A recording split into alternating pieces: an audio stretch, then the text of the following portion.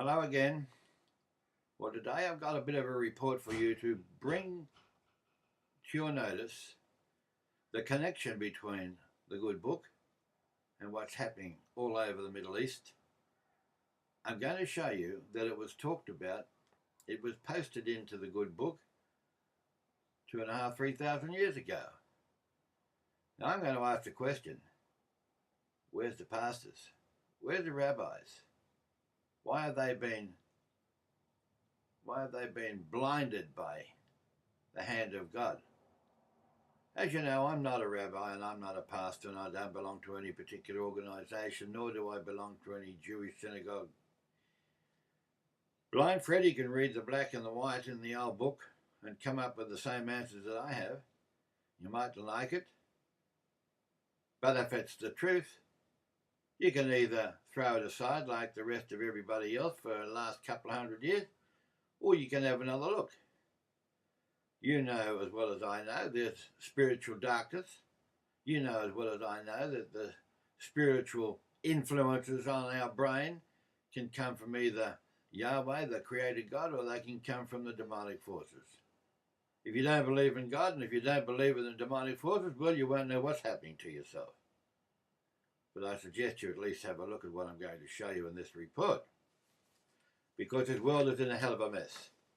And the funny part about it, one particular thing that's happening at the moment is where Arabs are killing Arabs. Yeah, Arabs are killing Arabs. We know that the mercenaries coming up out of Saudi Arabia are going into Libya, and Arabs are killing Arabs. It's happening in Syria right now. Now, the funny part about this is that it was written in the good book 3,000 years ago that Yahweh, the creator God, was going to put it into the minds of the Arab people to be a little bit insane and to kill Arabs, their brothers. Now, why I'm telling you this is because if you look at the Exodus story, everything that happened in the Exodus story is posted prior to the event by Yahweh, the creator God. He tells everybody exactly what he's going to do before he does it. He also puts it into the minds of men to believe and to follow and to act according to fulfilling his plans. And this is happening right now.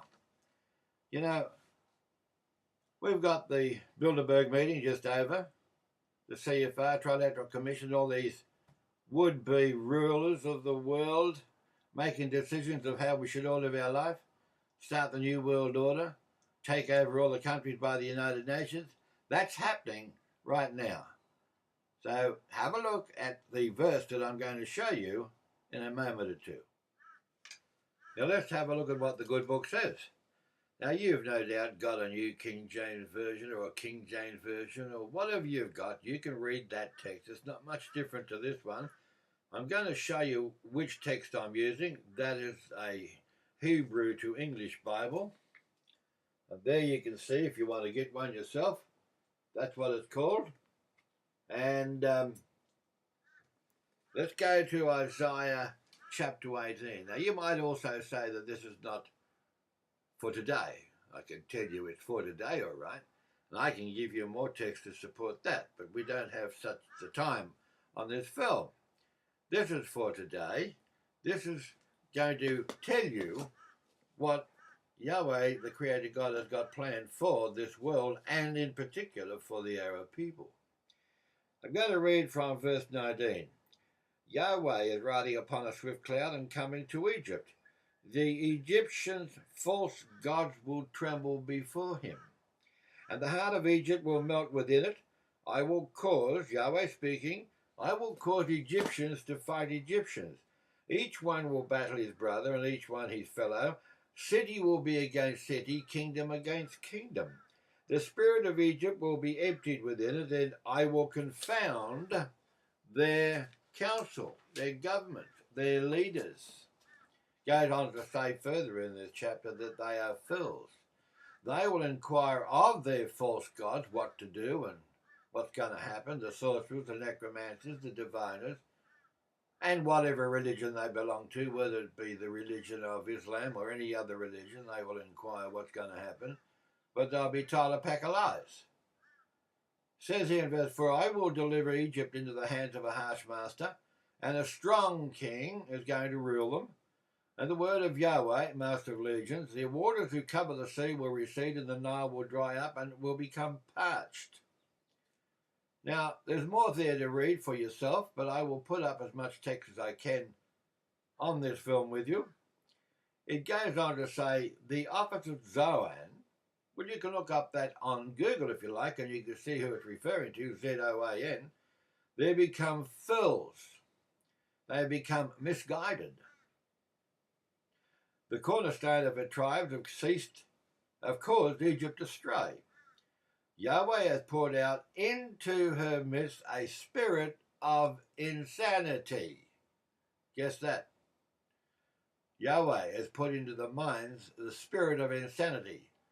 Remember, if you go back to what happened in Exodus, Yahweh put into the mind what he wanted the king to believe, causing the king to fulfill the plans that Yahweh had, which was to annihilate him. Goes on to say, he put into their mind the spirit of insanity, and they've caused Egypt to stray in all their actions as a drunkard strays in his own vomit. There will be nothing that the Egyptians can do. So don't think you can get out of this trap.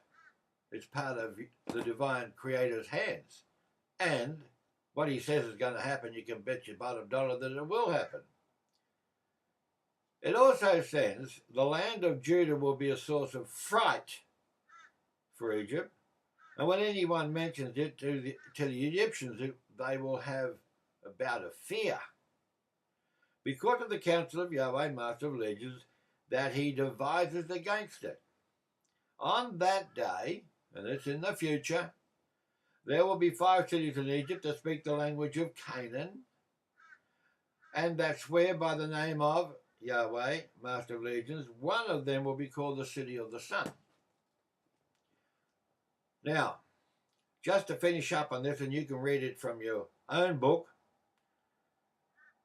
Egypt's going to cry out to Yahweh because of the oppressors, and he will send them a saviour. I don't know who that is, and the leader will be deliver them. Yahweh will become known to the Egyptians, for the Egyptians will know Yahweh on that day, and they will worship Yahweh. That's what it says. It mightn't set straight with a Christian belief, and it certainly won't set straight with Islam, and it certainly won't set straight with Judaism, because they've been blinded.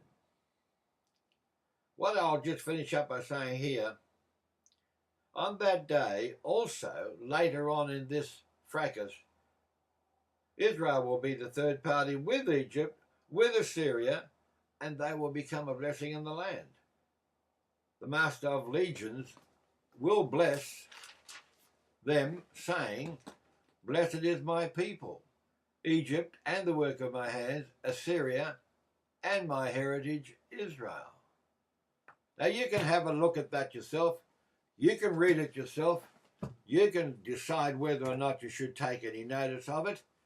And if you believe that your church, your synagogue, your religion has given you the correct information of what is going to happen at the end of time, I can just say one thing to you. The good book here says that they are fools, they don't know what's going to happen, and they preach lies. I'll leave it up to you as to what conclusion you come to. Just remember that I've been trying to give you just a report from the old good book. It is not tainted with or brainwashed by any particular religious group. And as I've already put reports to you to tell you, the Christian churches, the pastors, the Lubavitch, the Hasidic, the Orthodox Judaism have all been led down a garden path with a complete load of nonsense by the demonic forces.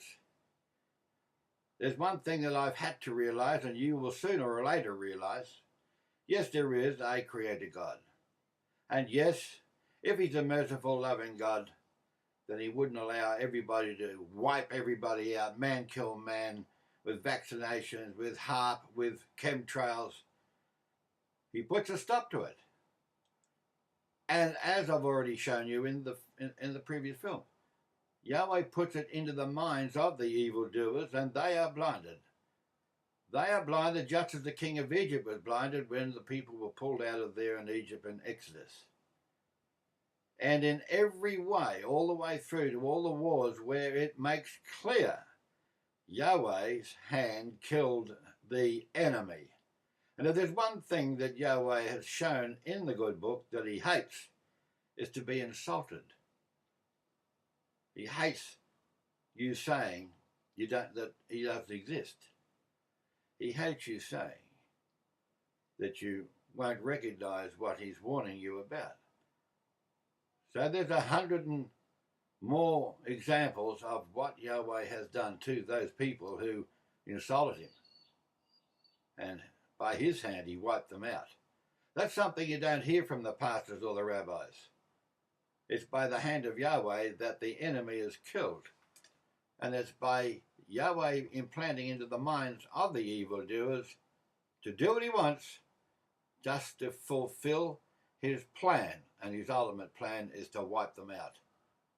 I'll leave it with you now. Have a look at the next video clip that I'm going to show you, because there's a lot more information. And I bring in Daniel 2, Daniel 7, Daniel 8. All of those prophecies have been misinterpreted by every one of the churches and every one of the rabbis in all of the organized religions. Those prophecies are concerning today, because we're in the last days. Those prophecies did not get wound up by Alexander the Great in 321 BC or any of the other concoctions and nonsense that the churches will give you, and I'll show you in the next film.